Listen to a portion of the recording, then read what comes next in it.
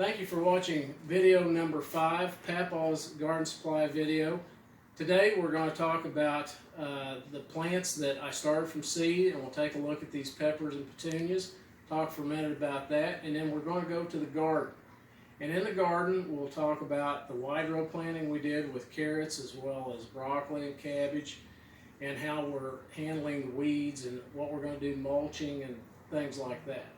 So to start with, these are my pepper plants that we grew that you saw, I believe, was on video 1 or 2. These are doing really well, but one of the things we want to make sure of with peppers, because they're tropical perennials, is we want to make sure that we do not plant them out or they get down to 50 degrees. So when the night temperature is above 50 degrees, that's when they need to go outside. Do not let these plants get in cool conditions, because if you do, they'll stunt for 30 to 60 days, and that's the reason people don't have very good luck with pepper plants. So, patience is a virtue when it comes to gardening, and especially with peppers. I'll plant my tomatoes, which you're going to see in a little bit, 2 weeks before my peppers. My peppers will be one of the last transplants. One additional thing with pepper plants that I'll just mention is that when you're doing these in flats, we're using like a Miracle-Gro type fertilizer in the water, a teaspoon at a gallon, not very much. These things grow, they grow under the lights 14 to 16 hours a day. But I know a couple of years ago I had some problems with mine. They actually had white striped leaves. And that's because the water that we have here has a lot of calcium in it. And that calcium, or hard water, actually interferes with the uptake of iron in the plant. And so I actually have to add iron sulfate to my water solution in order to make the plants grow well, because of the water source we have. The only reason I tell you that is it's sometimes not enough just to put a little Miracle-Gro or a starter fertilizer. That you may have to go a little further and know what type of water you have, whether it's hard or soft or whatever. So, last thing I want to talk about here is the petunias. These petunias, I got some here and over here. I thinned these about 3 times now. Some of them are still a little too thick.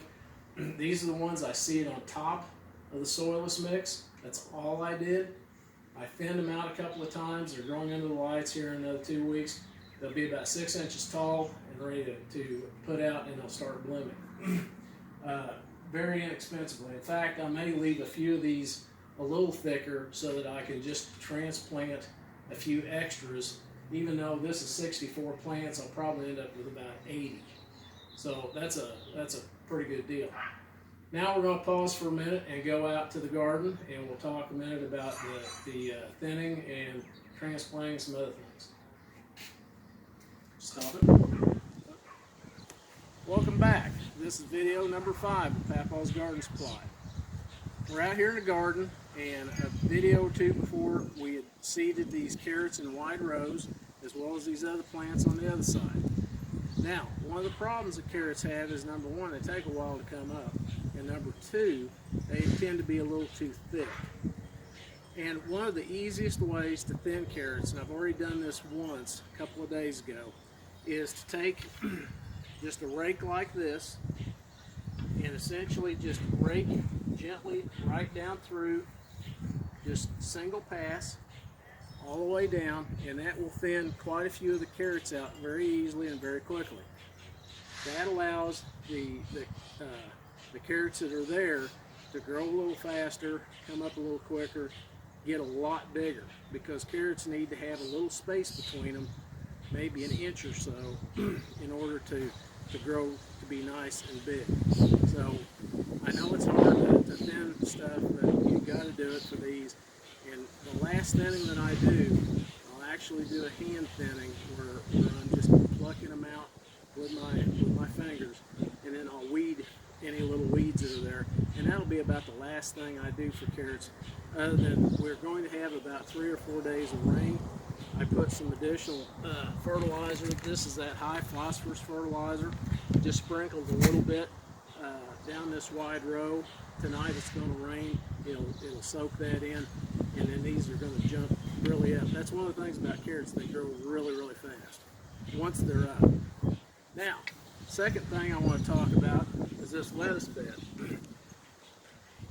Since this last video, we've had thunderstorms, we have had freezes. We actually got down to 28 degrees one night. We've had a lot of really bad weather conditions, and one of the things that happens is when, like with this lettuce, where we seed it on top of the soil, hard rains will make it wash away. What happens is that this, you'll get these little lettuce plants in places you don't want them, like down the middle of the row. And a couple of things you can do, you can actually just pick these back out and make you a little spot, stick it in there, and it'll be good. And that's really all you've got to do. If you have a few that wash out and get between the rows, you can transplant them without any problem, as long as you know it's going to rain or you can water them. They're shallow, their root systems are not very deep, so they do have to have moisture in order to grow after you do the little transplanting. That's a way of getting this a little thicker. I did interseed a few more seeds and sprinkled them around. Same way with back here. And if anybody would like to know, this red leaf lettuce is ruby. This really light colored frilly leaf lettuce is black seeded Simpson. And then this lettuce, it's a smooth oblong lettuce. That is the Amish deer tongue. I plant all three of them. I've got some mustard greens behind here, some radishes, and some spinach starting to come up too.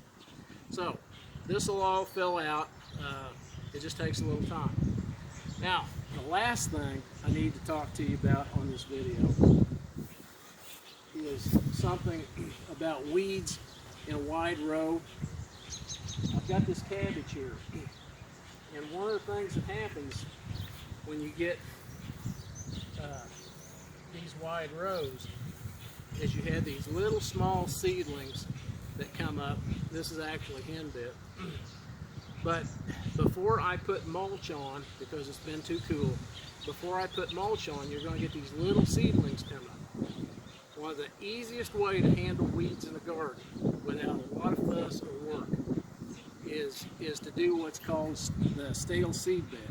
And essentially all you do, again, you take a rake and you just rake very, very gently, making sure that you kill those little weeds and any of them that are trying to germinate or pop up. Now, you don't want to go deep. And the reason you don't want to go deep is because if you go deep, you're going to bring up more weed seeds, and later on you'll have more weeds. Second thing it does is that it stops the evaporation of water so that the soil doesn't dry out as fast. Now that sounds a little weird, but it's basically like this. If you had a wick in a jar and it's touching the water, that water will wick up through that wick and evaporate out. But if that wick is not touching the water, there is no evaporation. It's very much like this. When you break that topsoil up and you've just got that dry top, that stops the capillary action, the water from coming to the top and evaporating. It comes up just beneath the surface, but it doesn't go anywhere after that. So it's a good water conservation method, and it also reduces the number of weed seeds. And then lastly, in another week or so, as it warms up, then I will put leaf mulch, grass mulch around these plants. They'll be free of weeds, literally for the rest of the season. I'll end up also putting newspapers down the walkways with some leaves on that, water them down real good, they mat in place. And that's pretty much it. We'll go one more thing here, and this is just these beets that I transplanted. I showed you how I did that. This is my kohlrabi, collard greens, and my onions. Now, look at this kohlrabi. Zoom in how big this is starting to get. Now those have only been planted for 2 weeks. Now they were, in flats for about 3.5 to 4. But here in another week or two, I'm going to be eating kohlrabi. And pretty quickly here, I'll be able to pick collard greens. So having these, some of these plants you don't normally think of transplanting, done in the house, and then come out here and transplant, it makes everything go quicker, you get a lot more yield, and everything is all spaced. That's all for video number 5. Thank you very much for watching Papaws Garden Supply video, and visit us at papawsgarden.com.